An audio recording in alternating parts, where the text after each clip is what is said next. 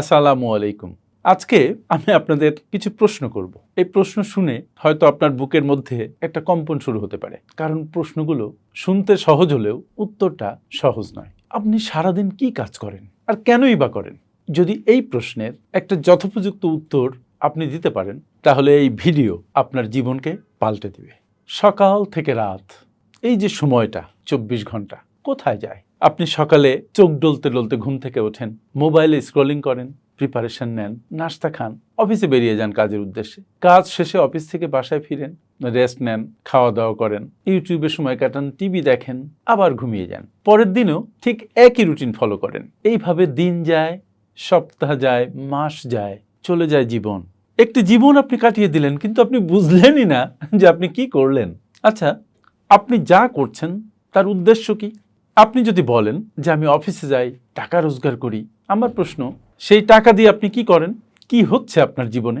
আপনি কি শুধু বেঁচে আছেন, নাকি আপনার জীবনে কোনো পজিটিভ পরিবর্তন হচ্ছে? প্রতিদিন যা করছেন তার ভেতরে কি কোনো অর্থ আছে? আসলে আমরা কাজ করি কিন্তু জানি না কেন কাজ করি। আমরা দৌড়চ্ছি কিন্তু সত্যি আমাদের সামনে বিশেষ কোনো লক্ষ্য নেই। এবার আমি একটা কথা বলি, আপনি যদি না জানেন যে আপনি কেন দৌড়চ্ছেন, এই হোয়াইয়ের উত্তর যদি আপনি না জানেন, তাহলে সত্যি কথা কি জানেন, কোনো কাজ করেই আপনি স্যাটিসফ্যাকশন পাবেন না। আপনি কি শুধু ব্যস্ত, নাকি অর্থপূর্ণভাবে সময় কাটাচ্ছেন? এটি আরেকটা প্রশ্ন। আজকাল সবার মুখেই আপনি বলতে শুনবেন যে আমি প্রচন্ড ব্যস্ত আছি, টাইম নেই। কিন্তু সত্যি কি আপনি অর্থপূর্ণভাবে ব্যস্ত আছেন, নাকি আপনি জিনিসপত্রের মধ্যে ডুবে আছেন? শুধু ব্যস্ততা আর অর্থপূর্ণ সময় কাটানো, এই দুটো অবস্থার মধ্যে একটা ব্যাপক পার্থক্য আছে। আপনি যদি সারাদিন প্রচন্ডভাবে ব্যস্ত থাকেন, প্রচন্ডভাবে কাজ করতে থাকেন, কিন্তু রাতে পৌঁছিয়ে ঘুমানোর আগে যদি মনে হয় যে না, কিছুই তো করলাম না, তার অর্থ আপনার সময়টা অর্থপূর্ণভাবে কাটেনি। এজন্য ছোট্ট একটা এক্সারসাইজ করুন।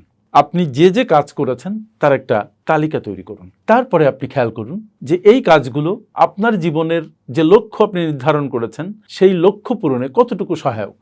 নিজেকে এই প্রশ্ন করে যদি আপনি তার কোনো উত্তর না পান, তাহলে আপনি বুঝবেন যে আপনার ব্যস্ততা অযথা, বিনা কাজে আপনার সময় নষ্ট হচ্ছে। কারণ আপনি শুধু ব্যস্ত, আপনি বেঁচে নেই। আসলে আপনি কার স্বপ্ন পূরণ করছেন, এটি আরেকটি প্রশ্ন।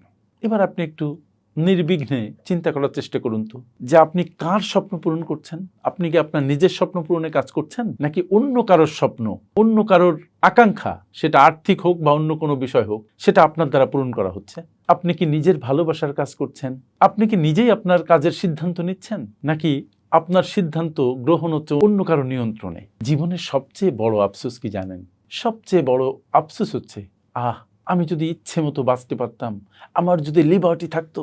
তাই নিজেকে প্রশ্ন করুন, আপনি যে কাজ করছেন, আপনি যে ব্যবসা করছেন, আপনি হয়তো লিখছেন অথবা শিক্ষকতা করছেন, আপনি যে কাজই করুন না কেন, সেটা কি আপনার হৃদয় উৎসাহিত, নাকি শুধু সমাজের চাপে, পরিবারের দায়িত্ব পালনে, অথবা অন্য কোনো আত্মীয় স্বজন, আপনজনের প্রেসারে কাজগুলো আপনি করছেন? দায়িত্ব পালন করতে যে কাজগুলো আপনি করছেন, নিজেকে প্রশ্ন করুন।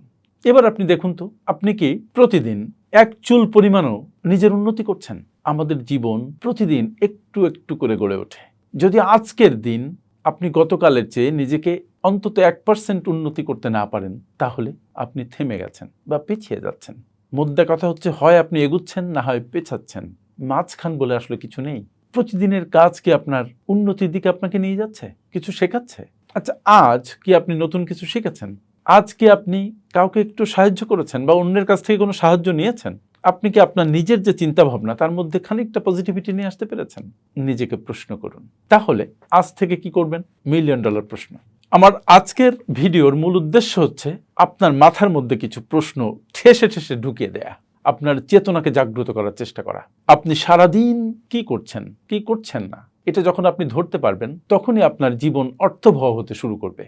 আর ওই যে প্রথমে বলেছি, কেন করছেন, যখন আপনি এইটা ধরতে পারবেন, তখন আপনি আপনার উদ্দেশ্য সম্পর্কে পুরো পরিষ্কার হবেন, এবং কিভাবে করতে হবে, কিভাবে সেখানে পৌঁছাতে হবে, সেই পথ আপনি নিজেই তৈরি করতে পারবেন। শুধু আপনি চাইলেই আজকেই আপনার দিন বদলের পালা শুরু হয়ে যেতে পারে। আপনাকে চাইতে হবে। একটা খাতা খুলুন, লিখুন আজ কি কি করলেন। লিখুন যে কাজগুলো করেছেন তার পেছনের কারণ কি ছিল।